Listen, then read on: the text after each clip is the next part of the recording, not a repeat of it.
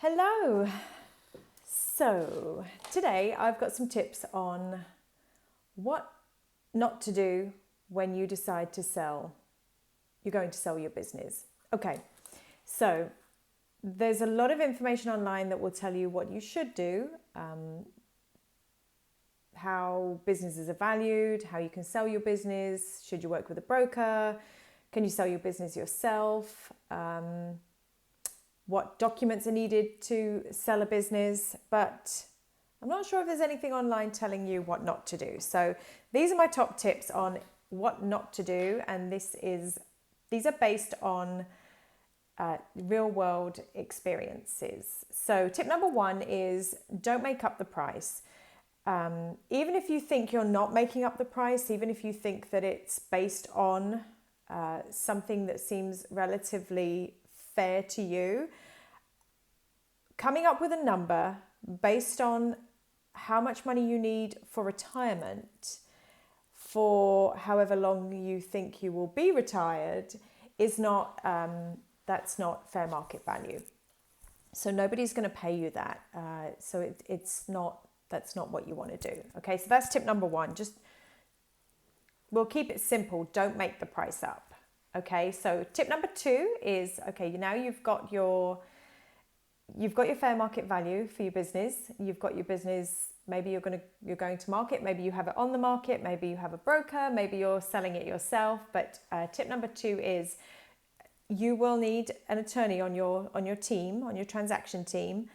So don't pick an attorney that doesn't specialize in business transactions. For example, you have an attorney that you've worked with in the past that specializes in family law.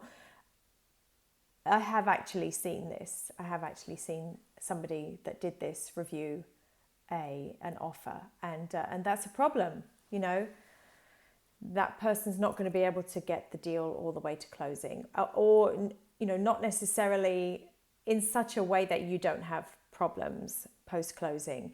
It would be, I'll give you another example. It would be like you need to get divorced, and so you go and you hire a personal injury attorney. You just wouldn't even consider doing that. And for some reason, because small business transactions aren't something that small business owners are dealing with every single day, there can be some confusion around that. So, I'm being a little bit tongue-in-cheek in this video, but on a serious note, you really want an attorney that is going to have done business sales in the past, okay?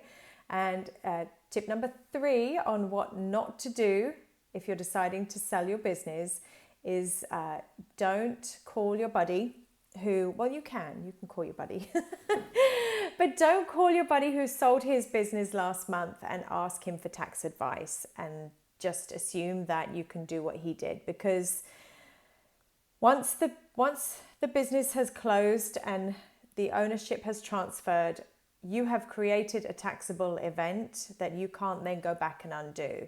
So it's really important that you get adequate and professional tax advice so that you can maximize the amount of money that you keep post-closing. So that's tip number three. Don't call your friend for advice on taxes. Even though you like them and they've been through this, they can probably tell you good questions to ask, but their situation is going to be very different from yours.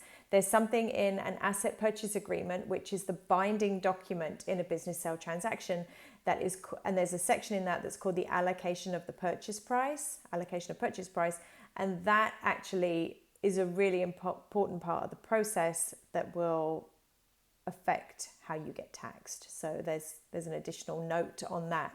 So those are my top three tips on what not to do when you plan to sell your business.